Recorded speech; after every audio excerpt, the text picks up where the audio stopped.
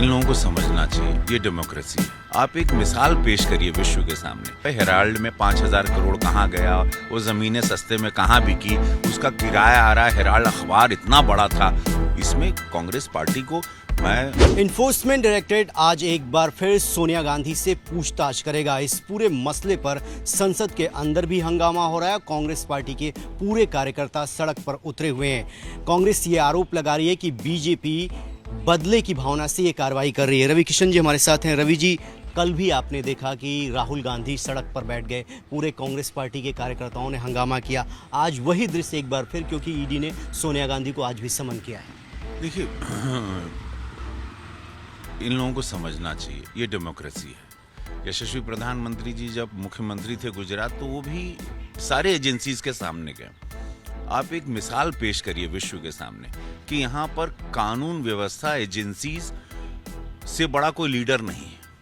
अगर आपसे कोई सवाल जवाब है, हेराल्ड में 5,000 करोड़ कहाँ गया, वो ज़मीनें सस्ते में कहाँ बिकी, उसका किराया आ रहा है, हेराल्ड अखबार इतना बड़ा था, उसका पूरे देश में कई बड़ी प्रॉपर्टीज थी, कई एकड़ों में थी, उसका किराया कहाँ जा रहा है, किसने किया, कौन उसको उसका निजी संपत्ति क्यों बनाना चाह रहा था, उसके कुछ सवाल जवाब होते हैं।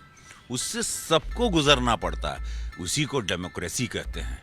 आज़ाद भारत आज़ाद है ना भाई, ये हिंदुस्तान डेमोक्रेसी वाला है। 2014 के पहले क्या होता रहा वो कोई नहीं जानना चाहता।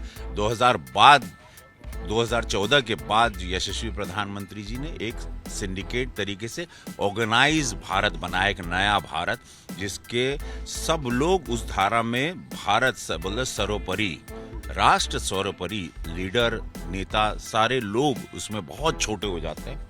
इसमें कांग्रेस पार्टी को मैं बहुत अदना सा, देखिए उनकी पार्टी की विचारधारा जो है हम नहीं जानते, लेकिन मुझे ऐसा लगता है कि विश्व को अच्छा संदेशा देना चाहिए। और डेमोक्रेसी इसी को कहते हैं। नहीं तो कह दें कि भाई नहीं, एजेंसी को हम नहीं मानते, लीडर बड़े होते हैं। रवि जी, लोकसभा में 5 सांसदों को निलंबित किया गया, कल राज्यसभा में 19 सांसदों को सस्पेंड करना पड़ा, सदन की कार्रवाई को बाधित किया जा रहा है। सदन की मर्यादा होती है, प्ले कार्ड दिखाए जा रहे हैं, बार बार मना करने के बावजूद भी प्रोटेस्ट नहीं रुक रहा। कह रहे हैं कि आप लोग चर्चा से भाग रहे हैं। देखिए, टाइम्स नाउ के मैं सभी दर्शकों को कहना चाहता हूँ, देश की जनता का पैसा, एक रुपया हम भी टैक्स देते हैं, मैं भी सिनेमा में काम करके टैक्स देता हूँ। एक रुपया है, कई 100 करोड़ रुपया लगता है एक दिन जब सदन चलता है।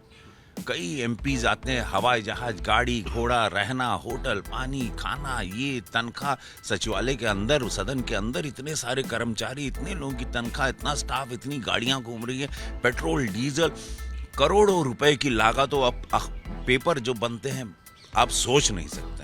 अब उसमें सदन की कार्रवाई ना हो, कोई बिल पास ना हो, देश के लिए, देश के हित में कोई काम ना हो, मॉनसून सत्र ऐसे ही बीत गया, तो दुखद होगा। अब तख्ता लेके बात करिए, चर्चा करिए।